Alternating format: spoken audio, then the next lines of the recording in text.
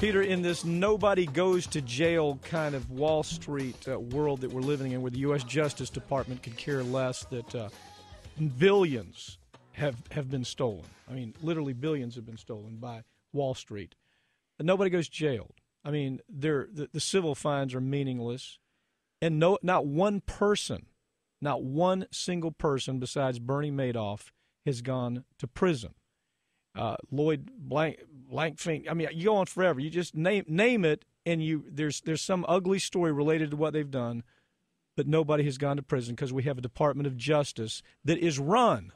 It's run by the same lawyer, I mean, who represented these guys before he became Attorney General. It's definitely a problem. I mean, we're missing teeth. We got an SEC that doesn't have the sophistication, the manpower, the budget to oversee some of the complex financial scams. And then when they do find something, they don't have the manpower to figure it out, even when it's dropped on their lap. But isn't it significant that the person calling the shots, Eric Holder, used to represent all these guys? I mean, he represented these companies that are just, they've clearly committed crimes. Bernie Madoff now is saying, hey, banks knew what I was doing. Yeah, the agency recapture is a huge problem, and you got to go on both ways. I mean, for instance, David Becker, SEC General Counsel, just went back into private practice, and 2 weeks after he announced his leaving SEC as General Counsel and Director of Policy, his mother is named in one of the Bernie Madoff trustee claims, trying to recoup her profits. And I mean, the relationships between the DOJ, the SEC, and counsel for these huge, multinational companies is a web. It's one of the reasons why you don't see a lot of heavy-handed jail sentences in these scams. How about none? Yeah. How about no jails? We have a different class of people that they're not. We can't incarcerate them. That's what we have here. The class of people that we can't incarcerate. Went to Harvard, got MBAs, wear silk suits, silk ties, expensive shoes, expensive watches, make billions of dollars, and we can't throw them in jail according to our Department of Justice. And Bernie Madoff is in jail now, and let's go back to where this all goes. Bernie Madoff says, look, do you really think that I pulled off an $85 billion scam by myself without the banks I was dealing with knowing about it? What do you think, Peter? You're a specialist. You go back to this, and our investigation into this over the last 2 years is absolutely incredible. And one of the reasons why you can tell right away, easiest that anybody could put their finger on, is look at his list of clients. And what's missing from his list of clients is what's telling. There are virtually no big banks from Wall Street as clients. They all knew. And why did they know? Because it's impossible to generate 13, 14% returns year in and year out. He had 4% of his monthly returns were negative over 15 years. It's impossible. Well, you have some people that have quietly tried to settle. I mean, you've got Swiss banks who've said they settled. I mean, why did that Swiss bank know about it?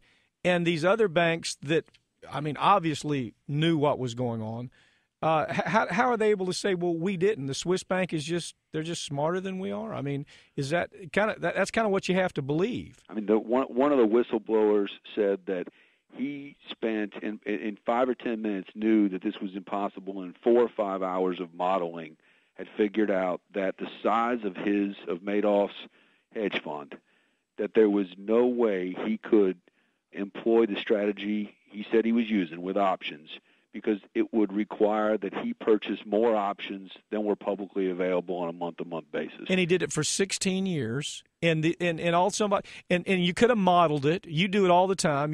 This is the kind of thing you do day to day.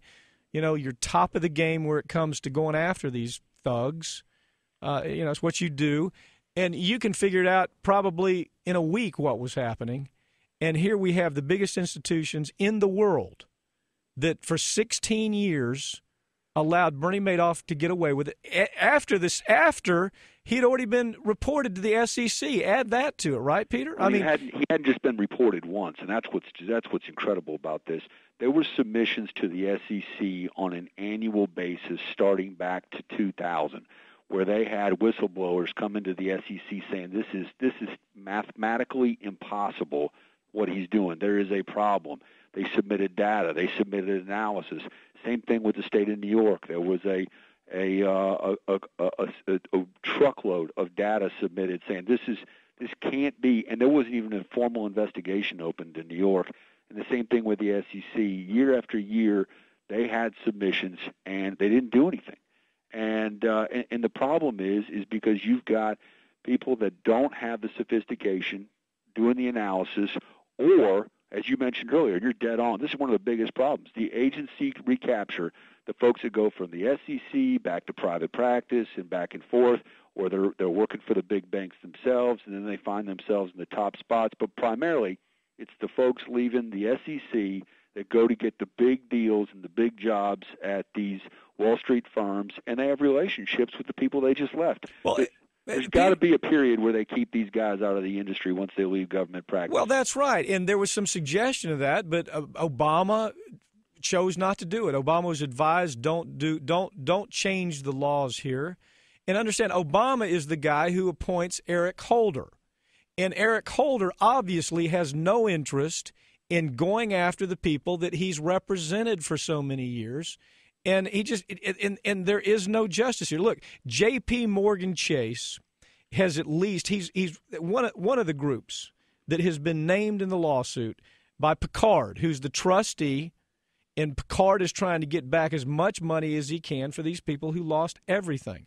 So Picard says that I'm at least going to begin this by going after the Wilpon family, that they're the owner of the New York Mets, and J.P. Morgan Chase. Now, you don't just bring a case like that unless you feel like you have some legs to stand on. You agree with that? I do.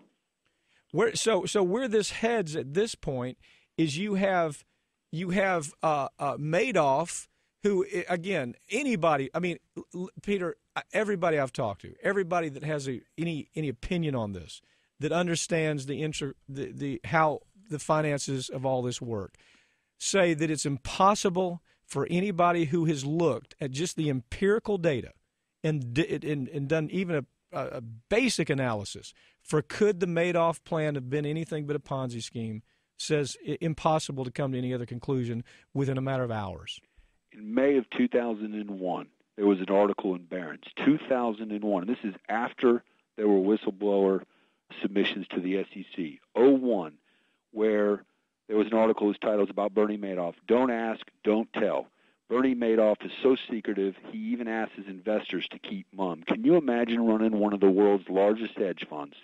And he required that his name not appear in his feeder fund's marketing data. And this was publicly known. It was in Barron's in 2001 that he had average compounded annual returns of 15% or more. Asked what his strategy was. He said, it's proprietary, we're a private fund, and wouldn't elaborate. Can you imagine getting the opportunity to market yourselves in a place like Barron's or in their marketing material or the feeder funds, and you say, I don't want anybody to say, I don't even want me listed? Yeah. Well, you know what? When you understand this story, there's a lot of things to be disappointed with Obama and this administration. But when you understand this story and you understand the cooperation that these thieves and thugs are getting from the Department of Justice and Eric Holder by there being no activity, it's infuriating.